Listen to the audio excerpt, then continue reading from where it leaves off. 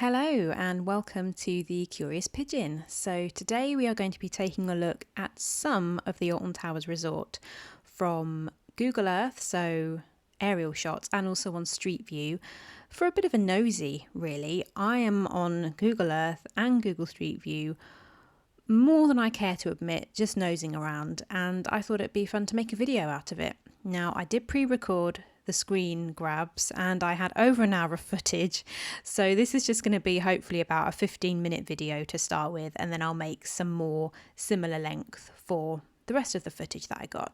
So let's get started and I hope you enjoy.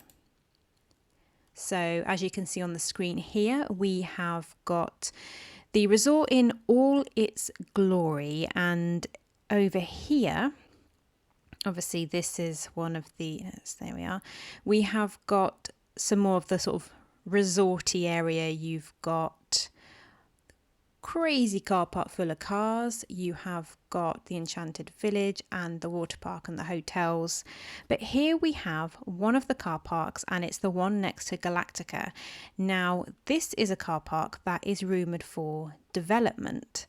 I believe there have been conversations had about a possible roller coaster going here, so that would be quite exciting.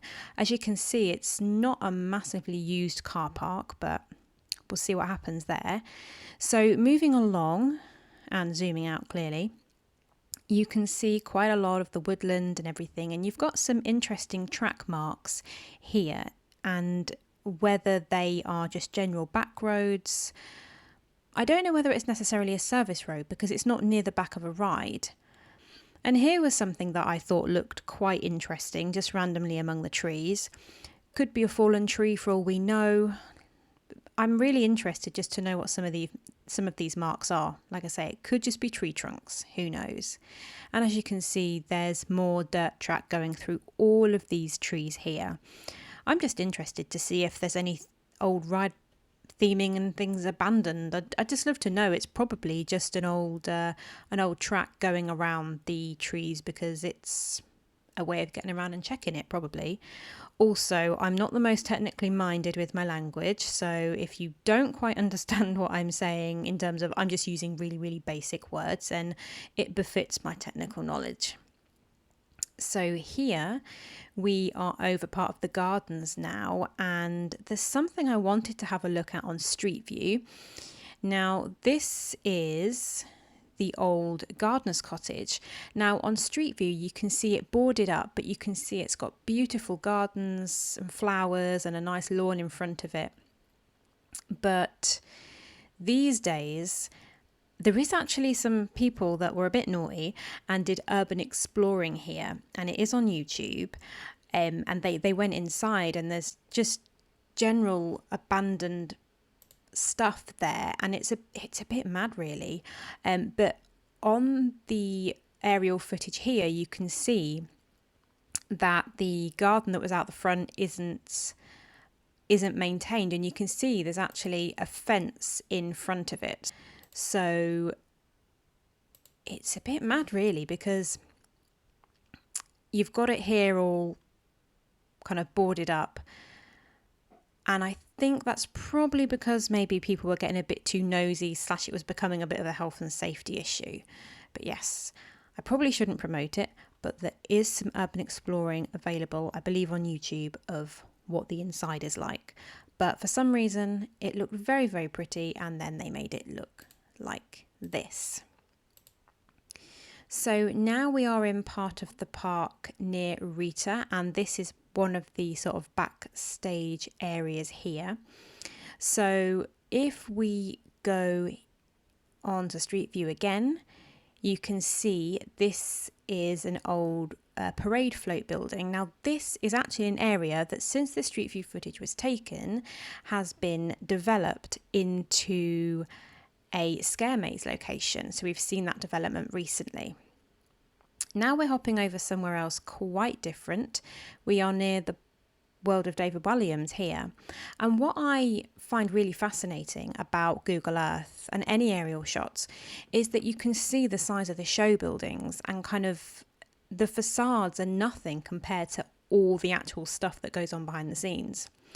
Now up the top here, as I just outlined with my mouse, you can see a bit of a backstage area. This is probably one of my favourite places to nose on, to be honest. But yeah, here you can see the buildings. It's just crazy how big they are. It really is. And I believe this one my cursor's on right now might be the theatre that is currently unused or used for storage. But anyway, feel like these might be rubbish trucks. What do you reckon? Anyway, this location where I'm looking at the minute, there's a strange vehicle or item that I'm outlining there.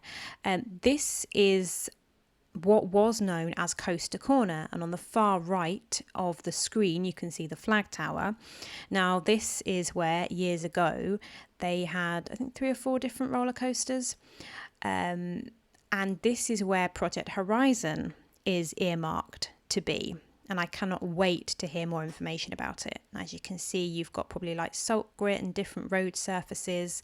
Now it is this section with all these random bits and bobs that fascinates me. So as you can see, we have what looks like a boat from the water ride, which was until recently the dungeons, and then next to it you have got what I have found to be the operator's cabin from the old Twirling Toadstools ride. Now you can see the shadows, you can see it's got some height to it, you can see the randomly placed spots on top and that it's got a bit of a reddish tint as well. Now if you Google, it's either Towers Times or Towers Street, if you Google Twirling Toadstools, Operator's Cabin, or you just Google it generally, there are photos of this particular item backstage and just stood disused, and that's definitely what it is. Whether it is still there backstage, I've got absolutely no idea. But I just find it fascinating, again, that you can see things like this. And this is what I love. It feels like a bit of a mystery and a clue hunt, trying to think of what this particular slightly pixelated thing could be. But that's what I believe it is. So moving over to this corner then, we have got... there's a flag tower, and these are what I believe are some vehicles. Now, I believe you can see an army-style truck. You can see a van. Could that be the mushroom tours? I'm not sure. Could the army vehicle be related to the phalanx nowadays, like it's been rethemed? That's my opinion. I could be wrong. It could just be a crane or something.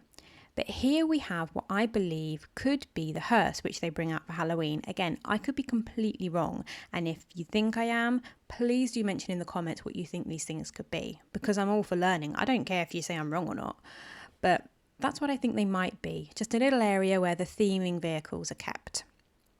And here, what on earth is this? It almost looks to me like the shape of a giant surfboard. But what could that be from? Could just be a bit of construction equipment, who knows. But yes, lots and lots of sheds and buildings here. So much. And you think the world of David Walliams is quite small, and it sort of is, but when you look at the actual buildings, kind of isn't. Here's what looks like a more traditional building with a proper tiled roof rather than all the green buildings. I wonder what that was originally, and it looks like the kind of building that's been there for a while. Now here we have the tower's ruins, obviously what Alton Towers is most known for from all these years that it's been around. Now this is one of my favourite buildings, which I not discovered because it wasn't me who discovered it, but when I realised that this is where the hex actually is, I was fascinated. Honestly, the fact that the hex ride is in this little building and it's such a strange shape as well. I just think that's amazing. You know, you've got the sort of, I wanted to call it the tumbler, but you know what I mean. The bit around the edge which turns around, and then obviously the seats of Hex that sort of move back and forth in the middle. And I cannot wait to go on Hex and give it a try. I tried it when I was 12, absolutely hated it because I felt like I was falling out my seat and I had to close my eyes, and it was the weirdest mind boggle I've probably ever had. And as you know, you go through the towers to get on the ride, which is pretty cool. And the transfer to that show building, for want of a better word, is seamless. Again, we've got some more track, which probably forms part of a service road. And if you come all the way, see here, if you come all the way over, I noticed something quite well, interesting to me because I've got geek level with this stuff, honestly. Mind you, I suppose you're not watching this if you're not the same. So I'm assuming there's different emergency entrances and exits, and maybe for different size vehicles as well. But this is Vehicle Gate 18. How cool is this? Some kind of lodge building from back in the day. I mean, look at that shield decoration. I just think that is so awesome. Just for an entrance onto the estate, onto the property. Obviously, it wouldn't be made to look like this if it was done in 2024. But there we go. I think that's really fascinating. So then it would go down this long track.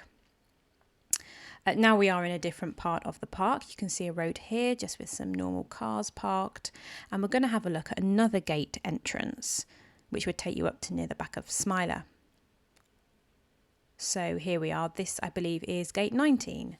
And you can see the fencing, but I feel like the fencing, the sort of mesh with wire, doesn't look very substantial for keeping people out. Here we have got a reference to the chained oak. I believe you can see the chained oak down that path. So here we have gate 19, like I say. I swear that could be more substantial. I also love that there's two like planters in front to try and, I don't know, put people off trying to get in. But yeah, I was trying to read what they said and it couldn't quite make out the names, but the different gates, whilst they have numbers, they do seem to have specific names as well. So I thought this was quite interesting because there's a number of different entrance gates all around the perimeter.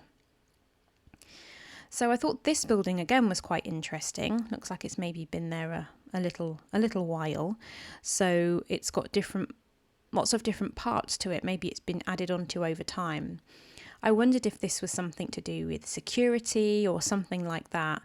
I don't know if they would have general offices in a building like that randomly off of a gated service road. So I feel like it's something to do with the kind of inner workings of the park on a day-to-day, on a more kind of like, not manual labour necessarily, but just something a bit more kind of day-to-day operations, you know. So this is gate 20, and you can see a little bit of the, well, I'll show you in a minute. It's called Bagshaw's, this gate. Don't know if that's related to the name of the building. But here is part of it. Looked like some kind of outbuilding or garage maybe, but don't know what goes on in there. I'd be interested to know though. And you can see they've covered it up with loads of tarpaulin to keep people. I don't know whether it's to keep people out or just to keep people from seeing things. But again, I feel like some of these perimeter fences could be a bit more substantial, but maybe there's a second layer further in, or lasers, who knows? Probably not lasers, but interesting though. So back into Street View near Spinball Whizzer. So if we come round here, we're not actually looking at the ride, sorry, maybe in another video, you can't really see a lot with this to be honest, but you can just see a nice big fence. And here's a sneak peek at the Alton Beast, which I do remember going on and loving, but we will look more around this area properly in another video. But yes, you can get in and out of this area through that sort of wooden gate there.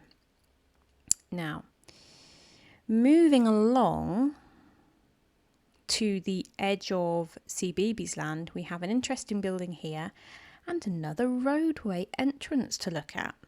How excited are you to go on the road again? So this has some interesting markings on the floor. This, when I had a look at it, seems to be some kind of like goods entrance, deliveries, see employees and goods in. So this again, this is gate number 1. Maybe I should go to each gate one by one, but that might not be the most interesting. Now, I was trying to read what it could possibly say below 01, and I think it might say, to me it looks like security entrance. I could be wrong though, but you do have the proper big signs greeting you here, but obviously it's for employees and goods. Now, this looks like a hut, obviously, welcoming people in, And I couldn't tell if it was still used or it was just an old hut from years ago, because it looks like the lights might be on inside. And I don't know if you can just see, but there's fairy lights here. Why would they be on if it wasn't being used? And there's also some kind of blue pipe or wire coming out the front. But to me, you wouldn't have those fairy lights on. Why they're on in the daylight, I don't know. But surely that would be a bit more unkempt if it wasn't used. You know. Over here we've got some containers. Wonder what they've got in them. And we have got an area on the left for lorries and such like here. Goods and deliveries. And obviously there's a barrier. Now it says resort entrance. Obviously this isn't for members of the public, but it's kind of for everyone else. And I thought the facade at the top here was really interesting. Obviously it doesn't look like the most updated in terms of modern branding, but I don't think you really need to for this kind of area. But I thought this was quite nice. And you can see someone sat there and what looks like a bank of screens. So I didn't know if this was maybe security based, you know. I think you can see someone waving in one of them windows as well. So yes, I thought maybe this was a bit of a security hub base. Again, I could be very wrong, but that definitely looks like a bank of sort of upward facing screens to me. And you see those kind of screens sometimes with CCTV. Again, please do correct me if this is all nonsense. And then you've got a bit of a sliding window here and lots and lots of stuff, really. And you can see some whiteboards on the left. So I wonder what they've got. You can kind of imagine the sort of day-to-day running order of things, you know, wiping stuff out and remarking things in. You can kind of imagine that more in a logistical, maybe security, that kind of thing. And it would make sense maybe if it was kind of positioned in that sort of place, unless it's to do with the movement of goods, obviously, hence the goods entrance in and around the park. But would you need a whole building like this for that? I don't know. I'm not experienced at running a theme park. And there we have it. So I hope you've enjoyed the first instalment. It went really quickly, actually. Hopefully I didn't rush too much, and hopefully I will see you again for the next one. So we will start back again from this same point, and I will see you next time.